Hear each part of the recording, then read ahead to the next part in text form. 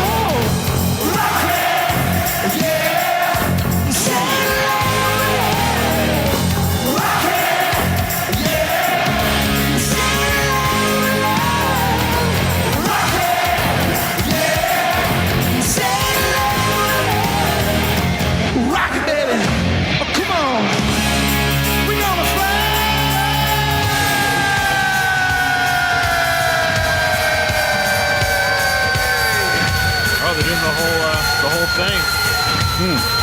The big intro, middle part, you know.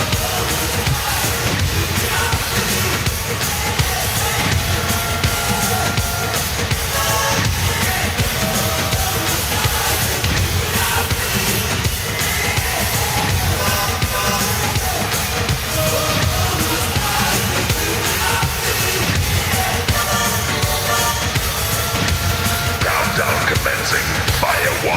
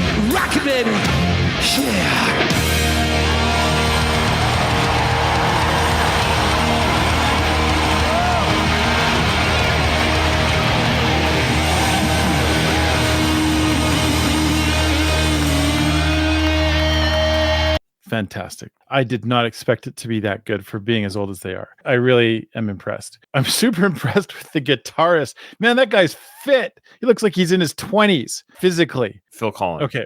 Obviously, that's a song that I've known from my youth. And Ryan, once upon a time, put it on a mixtape for me. And that's the only reason I had access to that music back then, was because Ryan made mixtapes for me when I was in like my 15, 16, 17. And then I would listen to it. And that was a song I really enjoyed. I've never actually seen them live. I never even knew what they looked like, really. So that's good to see that. The chorus is Rocket. Yeah. In my head, I've always just... I don't know what they say afterwards. I didn't have the lyrics or anything like that. What are the words in between there? Rocket. Yeah. And then... Rocket. Yeah. A Satellite of Love. The whole song is about different artists, bands, times. It's a really nonsensical song. It talks about like Ziggy Marley and the Jets and all these different artists and bands. And I thought you brought up the lyrics. That's why you're asking. I don't know it off the top of my head. No, I didn't have the lyrics up, so I don't know exactly what they say. I just kind of thought they went... No. Yeah, Rocket Baby, come on. I'll be your satellite of love. There you go. That's what... I'll be your satellite of love. Okay. It's a tricky one to sing. Jack Flash, Rocket Man, Sgt. Pepper, and the band Ziggy, Benny, and the Jets take a rocket, which is going to fly. It's kind of it's just a nonsensical song about rock and roll. It's just more about the sound and the energy. I sort of got that from the lyrics before. I just, that part in the middle, whenever I'd sing along, I just go... Everyone does that. Everyone sings misheard lyrics their whole life, and they go to read the official lyrics. Like, oh, I've been singing. I've done it all the time with some of my most favorite bands. I've like, that's not what they're saying. Okay, I go to echo everything you've said about the performance. They sound great. They look great. All that good stuff. Yeah. So Phil Collins, the buff dude, he's 60 something now. He was the rhythm guitarist for the band when they did this album. He was actually the rhythm guitarist. I don't know if you remember. Steve Clark was the lead guitarist. He died of alcohol and prescription drug overdose at the age of 30 after Hysteria was released. the band had some refiguring out and rejiggering out to do. So Hysteria was their biggest album. It was huge. It's an amazing album. No bad tracks on that album. But unfortunately, he suffered from alcoholism and died because of it. So they decided, instead of hiring a new lead guitarist, they promoted Phil to lead. You're now the lead guitarist. And they hired Vivian Campbell, he was already in other bands and albums. He's already an established rock and roll guy. He came in and became the rhythm guitarist. And it's funny, I'm sure I'm not the only person who thinks this, but I still see Vivian Campbell as the new member of Def Leppard. And he's been with them since like 92, 91, 92. So he's been with them for like 34 years, 33 years, but you still see him as the new member. Anyways, he was the guy with the shorter hair and a great guitarist on his own right. He's a wicked guitarist. So they're very talented band. And what I want to say too about the live performance is, as you know, the album, it's a very stylized and very how do I describe the sound? It was a very unique sound. Again, produced by Matt Lang. But Matt Lang was actually married to Shania Twain for a time, believe it or not. Matt Lang did Pyromania. He did Hysteria, and I think he did Adrenalize as well. Great producer. But what I like when we heard it live was we actually really just heard the live sound. It wasn't they did the sound effects, through the intro and in that middle portion. Yeah, but hearing the instruments, it didn't sound so. What was the word I'm looking for? Studioized, so to speak. It sounded more raw. You could actually hear the guitars playing.